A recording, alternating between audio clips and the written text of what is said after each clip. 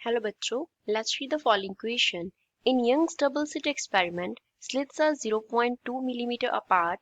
The interference fringes for light of wavelength 6000 angstrom are formed on a screen distance 1.5 meter from the slits. Calculate the angular position of third maxima, angular position of fifth minima and fringe width. Question में क्या बोला है कि Young's double slit experiment में जो slits है उनका distance कितना है, वेवलेंथ दिया गया है, स्क्रीन का डिस्टेंस दिया है स्लिट से, हमें क्या कैलकुलेट करना है, थर्ड मैक्सिमा का एंगुलर पोजीशन, फिफ्थ मिनिमा का angular position and fringe width calculate करना है. So first of all we will talk about the key concept used in the question. इस क्वेश्चन में हम क्या की कॉन्सेप्ट यूज करेंगे. Question में फर्स्ट टू ऑप्शंस में हमें क्या निकालने को बोला है, एंगुलर विड्थ निकालने को बोला है.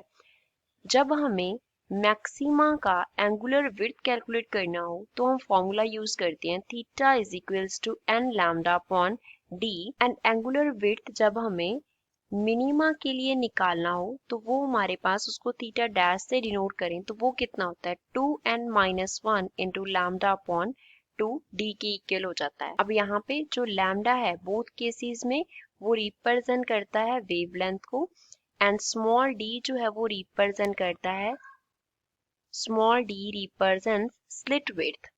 नेक्स्ट जब हमें फ्रिंज विड्थ कैलकुलेट करना है, फ्रिंज विड्थ उसको हम बीटा से डिनोट करते हैं, उसके लिए फॉर्मूला होता है lambda D upon small D. Capital D जो है वो रिप्रेजेंट करता है स्क्रीन डिस्टेंस को. पहले तो जो गिवन वैल्यूज है वो लिखते हैं. स्मॉल डी स्लिट्स का डिस्टेंस कितना है, स्लिट विड्थ कितना है 0.2 मिलीमीटर, तो ये कितना बन जाएगा 2 इंटू 10⁻⁻⁻4 मीटर, क्योंकि 1 मिलीमीटर जो है वो 10⁻⁻³ मीटर होता है. कैपिटल डी स्क्रीन का डिस्टेंस हमें दिया गया है 1.5 मीटर. वेवलेंथ लैम्डा का वैल्यू हमें दिया गया है 6000 angstrom, that is 6000 multiply by 10⁻⁻10 क्या हो जाएगा मीटर, क्योंकि 1 एंगस्ट्रॉम 10⁻⁻10 मीटर के इक्वल होता है. तो फर्स्ट हमें क्या निकालना है, angular width for third maxima. तो हम क्या फॉर्मूला अप्लाई करेंगे, n lambda upon d. N का जो वैल्यू है कितना मैक्सिमा है, कौन सा मैक्सिमा है, थर्ड, तो 3 आ जाएगा.